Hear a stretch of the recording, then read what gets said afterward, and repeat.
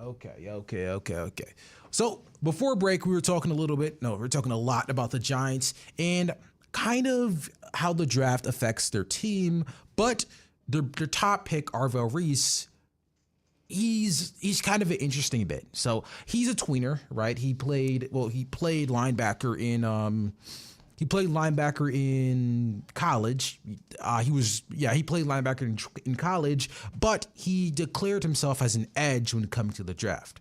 The Giants, who have edge rushers galore, I think they have 3 starting quality edge rushers, drafting Arvell Reese with their 5th pick, it kind of puts into question how he'll be used. And John Harbaugh had a pretty interesting answer to that. Arvell is a versatile player, and we're going to play him at inside backer, will linebacker. Our defense is pretty flexible, positionless, you might call it. We have an opportunity to move those guys around, but he'll line up next to Tremaine. He'll be in the A gap, the B gap, the C gap, the D gap, off the edge. He'll be moving around with all of our guys, Abdul and Brian and Kayvon, and Tremaine. We'll be running games and picks and stunts and different things like that on passing situations, and he's an exciting player. We are fired up to have him.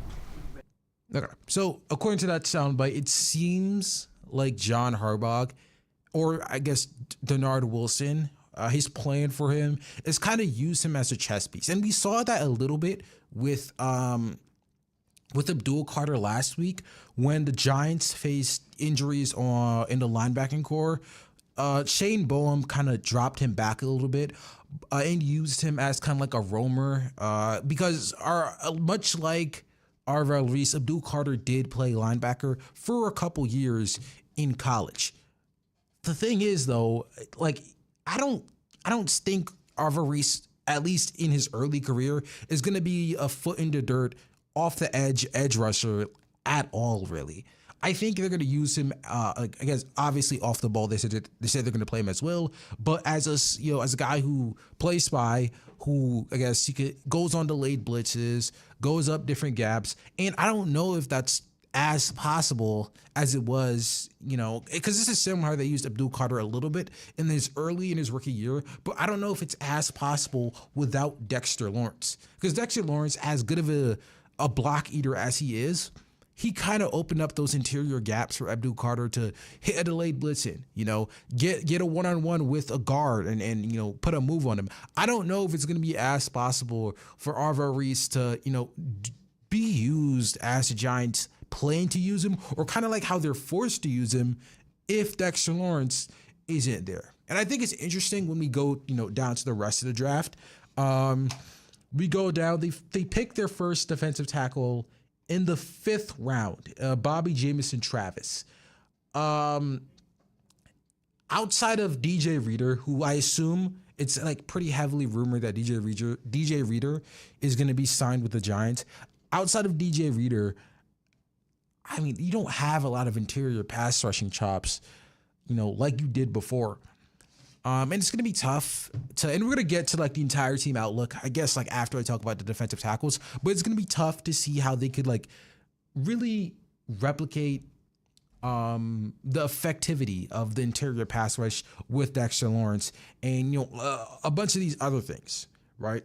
But, let's look at the team overall, because I still think, despite the fact that they lost Dexter Lawrence, I still think that this entire process or this offseason has been a net positive for the Giants. I've kind of gotten on them a lot for, their inability to fill holes and how that's kind of handcuffed them into picking certain positions inside the draft and leaving the draft with, still positions of need. But overall, I do like how they use the assets that they had.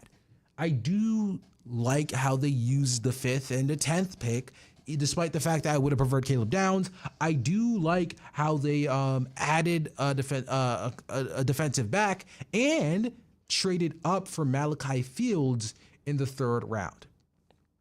I didn't talk about him yet, but I think I'll talk about him when I talk about the Giants roster overall. Right. So if we look at the Giants this year, starting right now, they have Jackson Dart at quarterback, obviously. And they Cam Scatterbu, Tyron Tracy, that's your lead backs. The receiver core has been probably the biggest change, not the biggest, yeah, the biggest change on offense this offseason.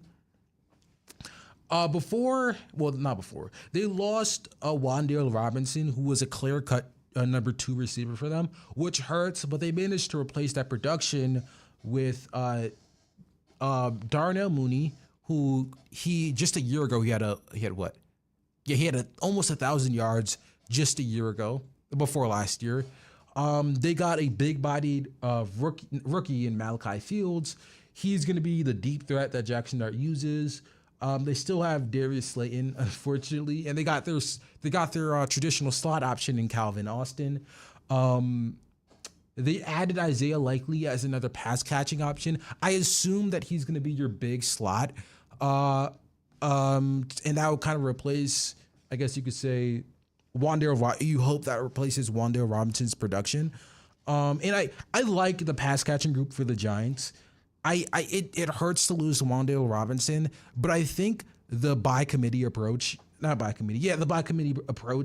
the Giants are coming to replace his production could work really well. Despite the fact that we do have Theo Johnson, I think Isaiah Likely as that big slot option will do wonders for Jackson Dart. I really like Malachi Fields as a big deep threat, who I hope will eventually be able to replace Darius Slayton. And Calvin Austin is a perfect traditional slot option for the Giants. I feel pretty good about the receiving options, even though we don't have the multiple star receivers like some other teams have. If we look at the offensive line, I'll talk about the run game in general. I think that's also a big step in the right direction. The Giants before last year, because of how bad the Giants offensive line has been in general, for the past decade, people don't really know what a good offensive line looks like. And the Giants last year, they had an all right offensive line, but it wasn't good. They were, I think, 12th in pass protection, but they were, I think, bottom 10 in run blocking. And while that is miles better than how the Giants' offensive line has looked in the past, it's still not that good. Guys like Greg Van Roten, guys like John Ruddy, and guys like John Michael Schmitz, they're all very replaceable.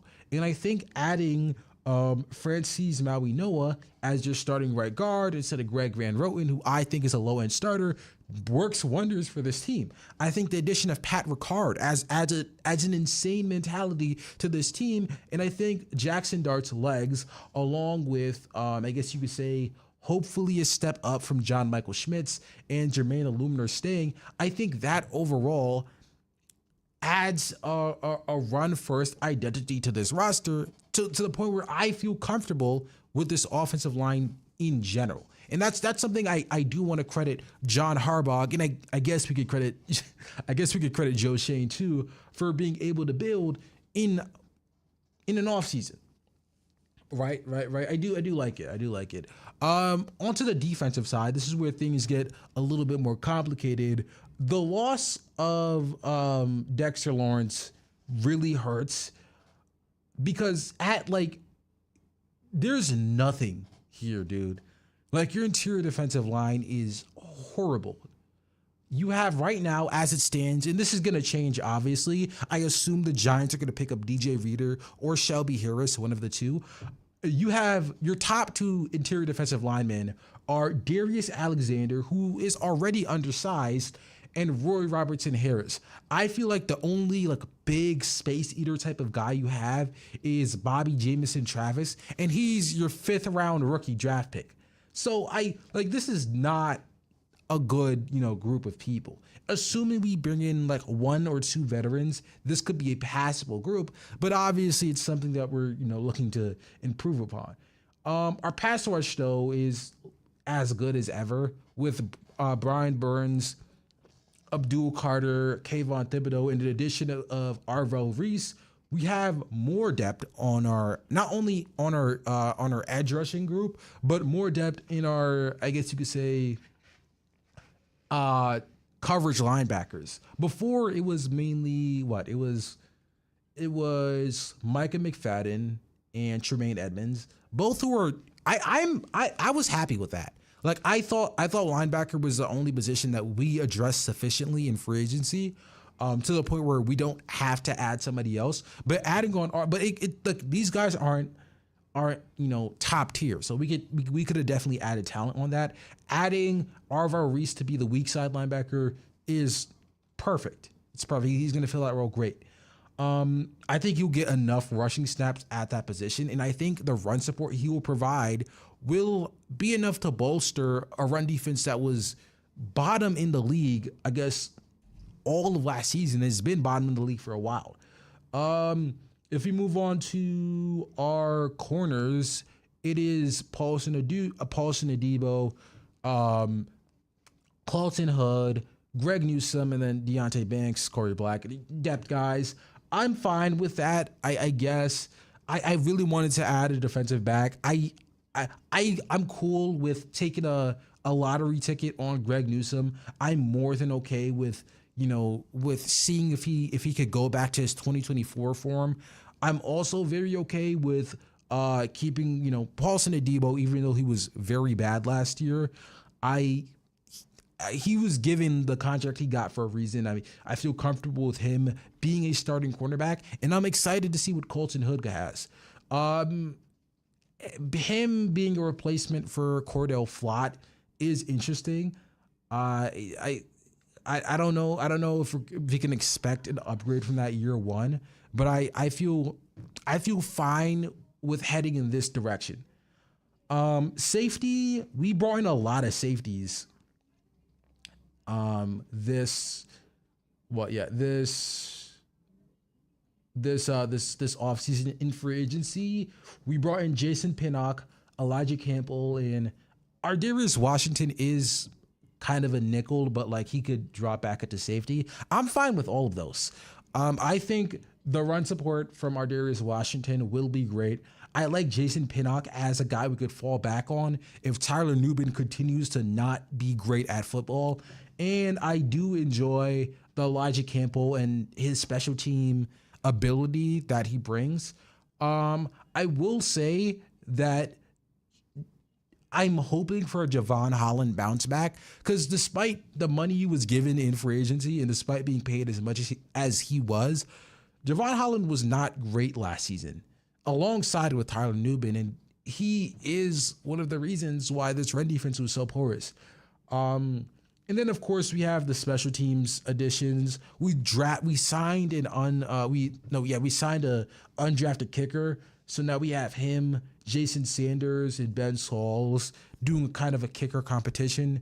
Jordan Stout, one of the best punters in the NFL. I'm happy with that. I'm really excited about our kick returners. Deontay Banks, despite how awful he is in coverage, he is he is a very good kick returner, and he was for us last season. And Gunnar Olszewski, yeah, he's fine. I will say this though. Given a quick overview of the Giants roster, I think I hope that we're gonna get a jump in production from our quarterback position. I hope that we're gonna get a jump in production from our running back position, with Jackson Dart obviously taking a step up, with Cam Scatterbu taking a step up, and an improved run blocking,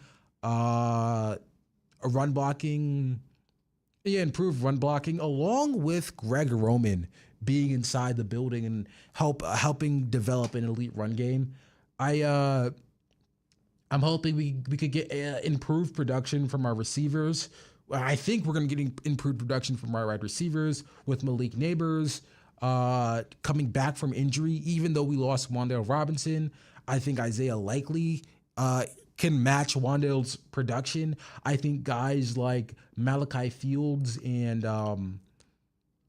Darnell Mooney, and even Darius Slayton has very good chances of having very good seasons.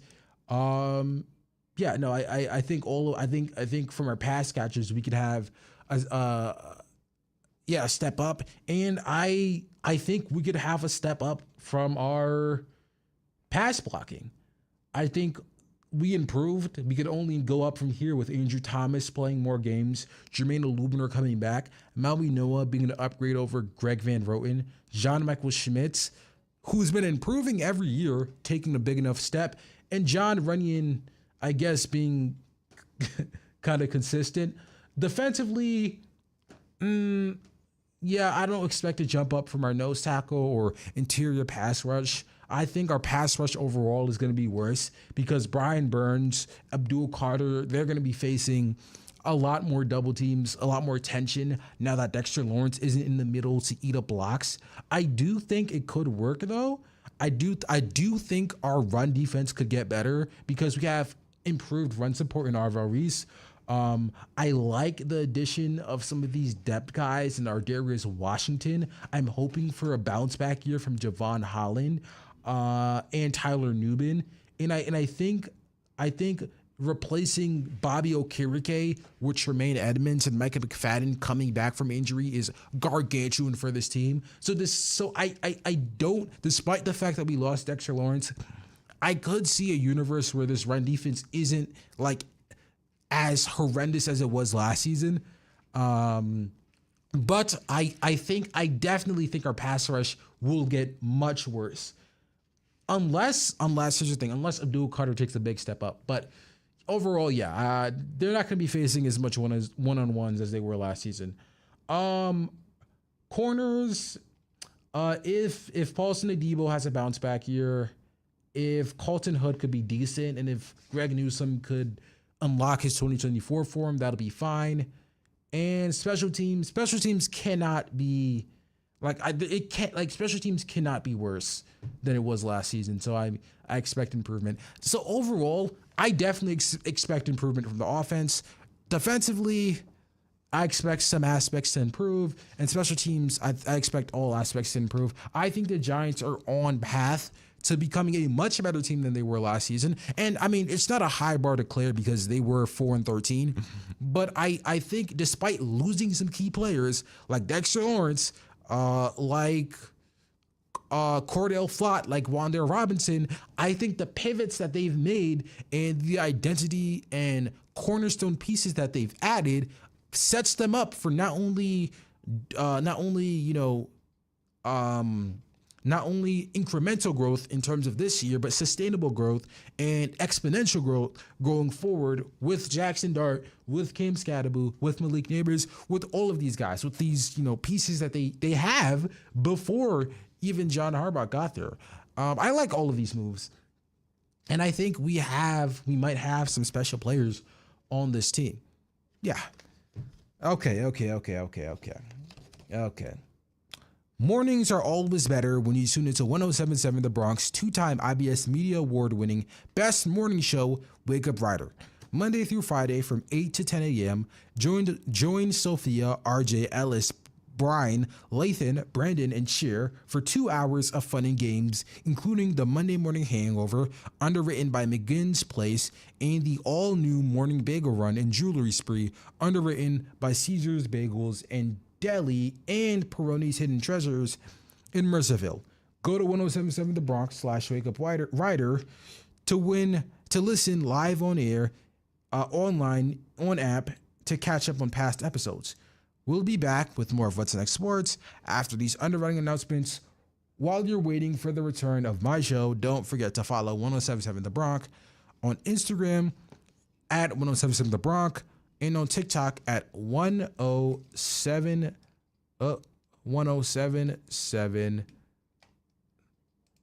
The Bronx. Sharpen your pencils and tune up those thinking caps because Pod Save the Teachers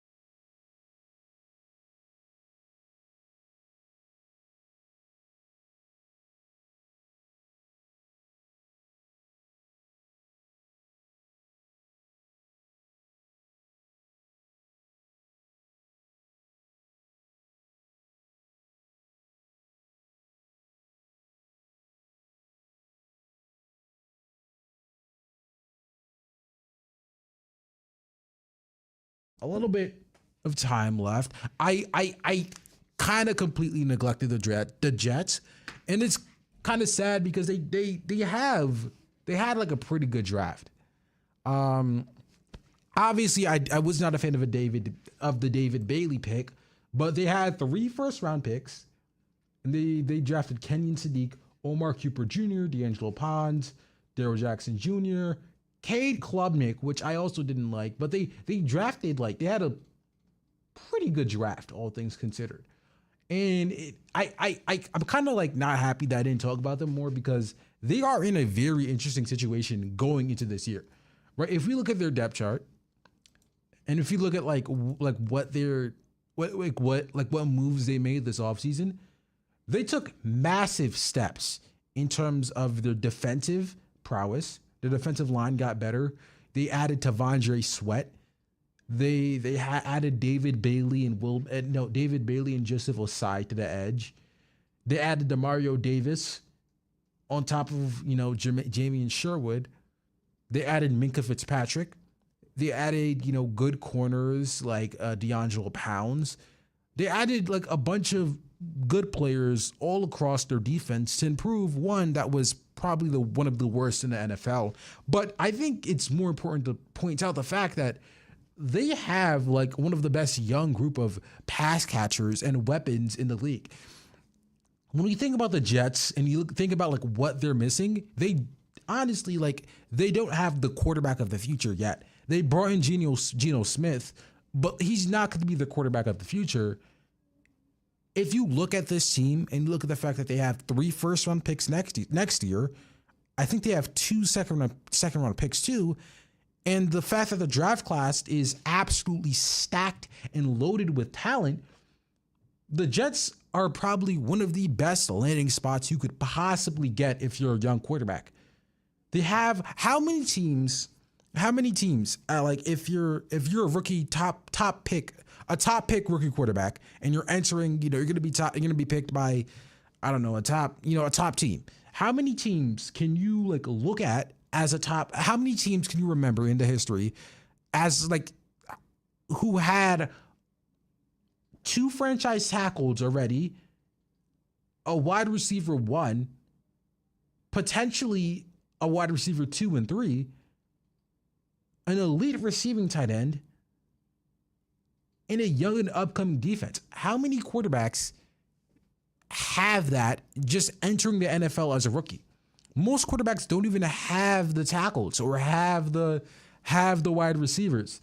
But with Garrett Wilson, who's a wide receiver 1 in this league, Adonai Mitchell, who flashed a lot at the end of last season, Omar Cooper Jr. in the slot, who I think is an excellent slot receiver, Kenyon Sadiq, who enters the league as one of the most athletic tight ends, Olu Fashanu and Armand Memu, 2 young franchise tackles, and some good defensive pieces, guys like David Bailey, Joseph Osai, Will McDowell. How many teams have that before adding on the top pick? The Jets are in a really good situation to bring in the future rookie quarterback, and they have 3 picks and $150 million in cap space to add on top of that. As bad as the Jets have been historically, as bad as the reputation is, as bad as they are in general, the pieces that they have right now are set up to build a potential, a potential really good team, dude.